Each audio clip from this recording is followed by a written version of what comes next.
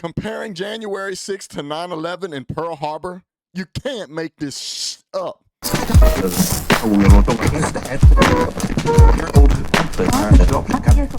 Well, the Democrat cabal is up to their usual antics. This time they went too far. What in the hyperbolical BS is this? I mean, you're talking about over-exaggerating furthest from the facts about J6. And we all knew that this was coming.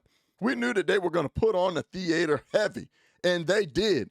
Before I play this clip, I just have to say this is one of the most disgusting things that I've heard and seen the left push since this whole J6, man. To compare it to Pearl Harbor and 9/11 is complete fallacy. It is a hyperbolic. It is over-exaggerated, completely strays away from the facts.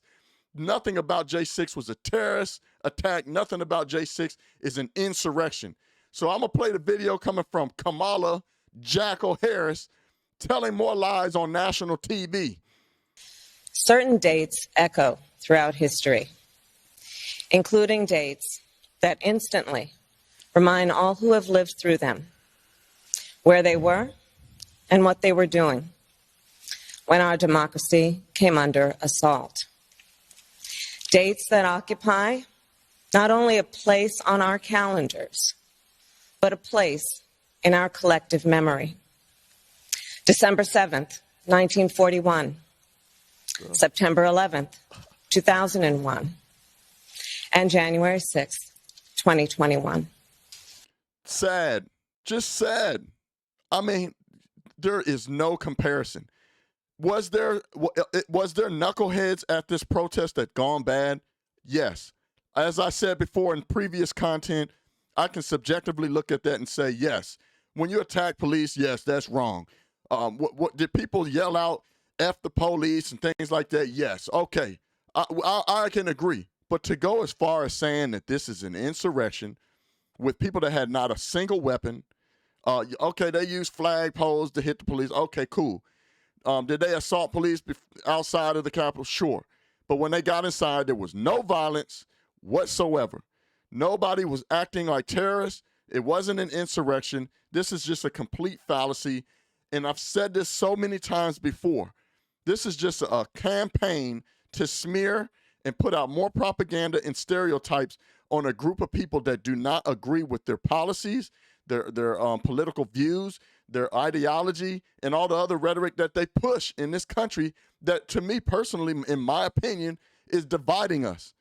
The race baiting, the 5,000 different genders, and I mean, we can go on and on and on. But it's such a complete hypocrisy as they literally, the Democrat power heads, had normalized criminality for over 4 years, literally normalized it. And they want to use the power of vocabulary to paint a picture on a whole entire group of people that they don't agree with. To say that this was an insurrection is so further from the truth. But what's so disgusting is the fact that they compared this to Pearl Harbor and 9/11. So I want to put this in perspective. I pulled up some pictures. Now, here's a picture of the so-called insurrection, the so-called, in Ted Cruz's words, a terrorist attack. Was there people that assaulted police? Yes. Is that wrong? I can subjectively say yes. But what I will say is this was 99.9% peaceful protests. It has some knuckleheads. It went wrong. Did they attack and possibly hurt some people? Yes, outside of the Capitol, yes. Did anybody die? No, absolutely not. Not furthest from the truth. No one died besides a protester named Ashley Babbitt. When they got inside the Capitol, there was no violence. They were walking around, taking selfies, picking up trash, conversating with law enforcement, on live, showing people, look where we are. Nothing else about this situation threats the not democracy, the republic that our country has, our Constitution. Nothing about it. These were people that had every right to go out and protest, just like any of the other protests that we had in this country that the Democrats normalized when it comes to crime. When they burned and loot and tore down, killed innocent people, assaulted innocent people, complete havoc on government property and private property. But did you see that on January 6th? Was there damage? Sure. But was it like what we seen the past 4 years? No. Furthest from the truth. People were walking around. This is the insurrection. Some people that had not a single weapon. Man, you're talking about over-exaggerating, hyperbolic. This is the definition. This is Pearl Harbor. I pulled up some pictures on Pearl Harbor. These are just different pictures on Pearl Harbor just to show you the damage. Do you know how many lives were lost that day? To compare that is such a fallacy, man. So many lives, men, women, civilians were affected by this one event. This was real terrorists. This was an act of war. Not this crap that they trying to pin on people that don't agree with them, people that are so on the right, conservatives. I would even go as far as Christians. I mean, these people become so evil, you can't make it up. Here's another picture. This is the aftermath of 9/11. So they want to compare 9/11 to the many lives, men, women, children, first responders, law enforcement, you name it. People's lost their lives from real acts of terrorism.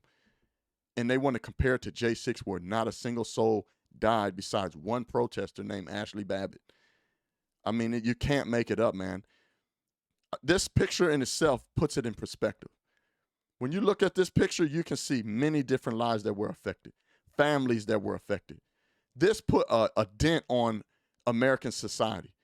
This day alone, literally the next day, the whole country came together because of that one act of terrorism.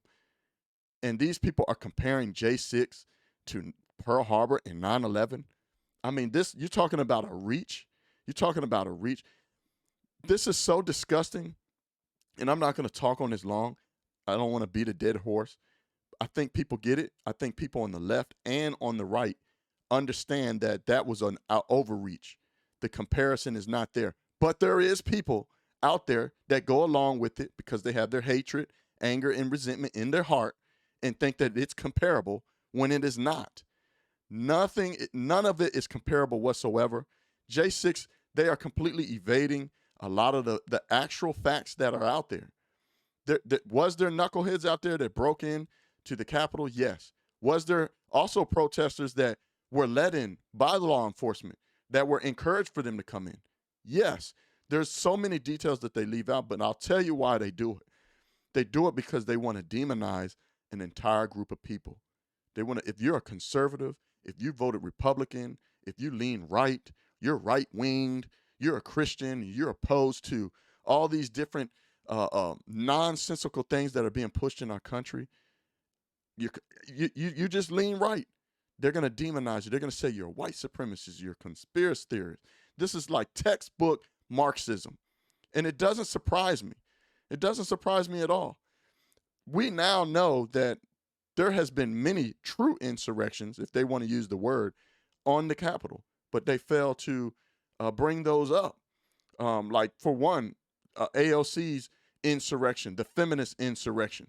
Never forget this feminist insurrection led by AOC, 2017, in a restricted area in the Capitol.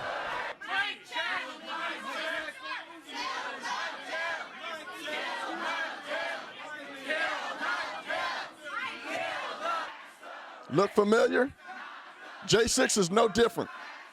These people are in the restricted area of the Capitol. All their charges were dropped. People were violent outside of J6 sure, but when they got inside, there was no one violent. The hypocrisy runs deep, but there's more. I want to show you a video of Congresswoman Green. She posted on her Instagram, and I'm going to end it with this, man. I appreciate y'all watching. We're going to keep up the fight. I'm going to keep using my voice to destroy these hypocrisies and the evil that's being pushed in our country. I love this country, and I'm never going to stop doing what I do. I don't care how many times they try to silence me. Please like, comment, share, hit that notification bell, subscribe, and I'm ending it on this note. That the left characterized the rioting at the Capitol as completely unprecedented, completely ignoring all the other attacks and violence that have taken place there over the years. On July 2nd, 1915, Erich Munter, a German-American and Harvard professor, upset with our opposition to Germany in the First World War, set off 3 sticks of dynamite in the Senate reception area. The next day, he attempted to shoot and kill financier J.P. Morgan.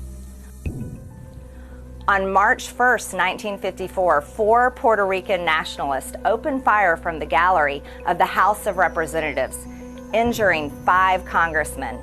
Compared to January 6, where the unarmed rioters fired no shots and no congressmen were injured, protests against the Vietnam War led to a spate of bombings and violent attacks throughout our country.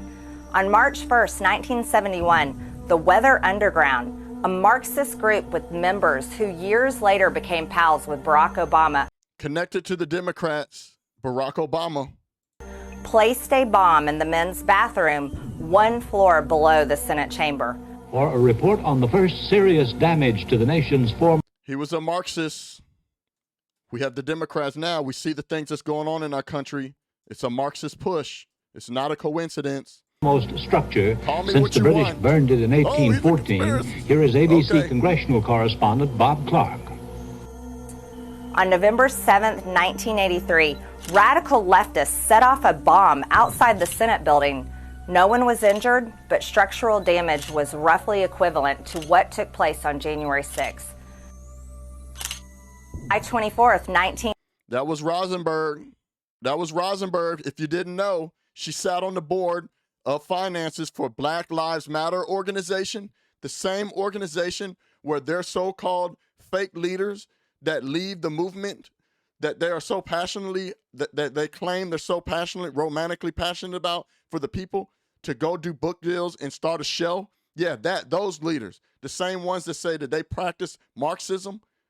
Yeah, right here. They're all connected. 1998, a deranged man Look it up. shot and killed 2 police officers in the Capitol building. Officer Gibson, one of the 2 men killed, fell just feet away from a desk previously occupied by my current chief of staff. And even after January 6, a follower of Louis Farrakhan and the Nation of Islam rammed a car into the Capitol barricades, murdering a Capitol police officer. Yeah, oi.